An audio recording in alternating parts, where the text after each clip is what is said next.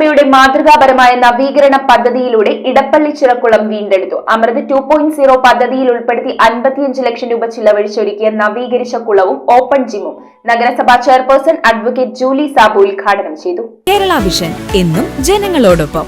നാടിന്റെ ശുദ്ധജല സ്രോതസ്സായ ഇടപ്പള്ളി ചിറക്കുളം വീണ്ടെടുത്ത് കുട്ടികൾക്കും യുവാക്കൾക്കും കായികാവേശം പകരുകയാണ് പിറവം നഗരസഭ. ചെളിയും പായലും നിറഞ്ഞ് കാടുമൂടി അനാഥമായി കിടന്നിരുന്ന നാട്ടുകുളം ഇനി നാടിന്റെ സ്വഭാവ രീതികൾ തന്നെ മാറ്റും. രാവിലെ കുളക്കരയിലെത്തിയാൽ നന്നായി വ്യായാമം ചെയ്യാം. വിയർപ്പ് മാറുവോളം കുളക്കരയിൽ കാറ്റുകൊണ്ടിരുന്ന ശേഷം നീന്തി തുടിച്ച് കുളിച്ചു പോവുകയുമാകാം. കുളത്തിന്റെ വശങ്ങളിൽ സംരക്ഷണ ഭിത്തികൾ, കൈവരികളുടെ നിർമ്മാണം, നടപ്പാതകൾ, ടൈൽ വിരിക്കൽ, പാർക്ക്, ഓപ്പൺ ജിം എന്നിവ ഒരുക്കി അലങ്കാര ലൈറ്റുകളും സ്ഥാപിച്ചു. വൈകുന്നേരങ്ങളിൽ നാട്ടുകാർക്ക് ഒത്തുകൂടുന്നതിനും ഉല്ലസിക്കുന്നതിനും സൗകര്യങ്ങളും ഒരുക്കിയിട്ടുണ്ട്. 25 സെന്റോളം വിസ്തൃതിയുള്ള കുളം കനത്ത വേനലിലും വറ്റാറില്ല.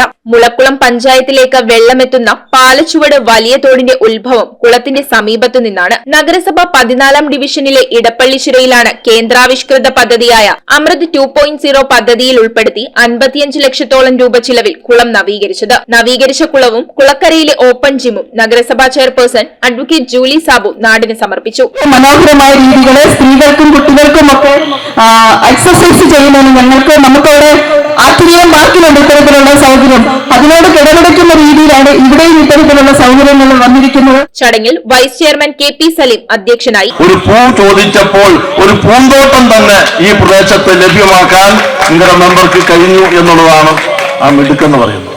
നമ്മൾ മനസ്സിലാക്കണം, ഇന്നത്തെ നഗരസഭയിൽ ഞങ്ങളെല്ലാവരും ഒറ്റക്കെട്ടാണ്. ഈ നാടിന്റെ വികസനത്തെ കുറിച്ചുള്ള വിഷൻ, ദർശനം എന്താണെന്നുള്ളത് ഞങ്ങൾക്ക് വളരെ വ്യക്തമായി അറിയാം.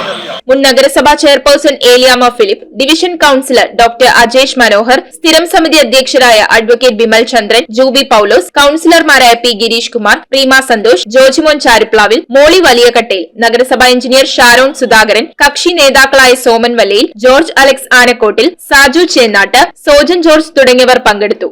ആ കൌൺസിലർ കിട്ടാൻ എനിക്ക് തോന്നുന്നു നിങ്ങളുടെ ഈ വാർഡിന്റെ ഈ പ്രദേശത്തുള്ളവരുടെ ഒരു ഭാഗ്യമായിട്ട് തന്നെ കണക്കാക്കാം.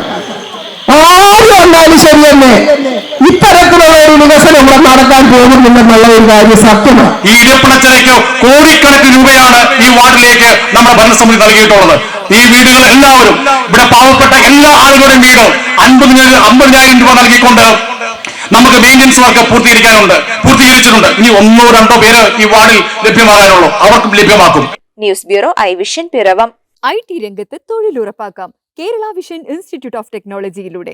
IT മേഖലയിൽ ഏറ്റവും കൂടുതൽ തൊഴിൽ സാധ്യതയുള്ള 3 മാസത്തെ CCNA നെറ്റ്വർക്കിംഗ് കോഴ്സിലൂടെ നിങ്ങൾക്കും മികച്ച ജോലി കണ്ടെത്താം. നിങ്ങളുടെ കരിയർ മികച്ചതാക്കാം.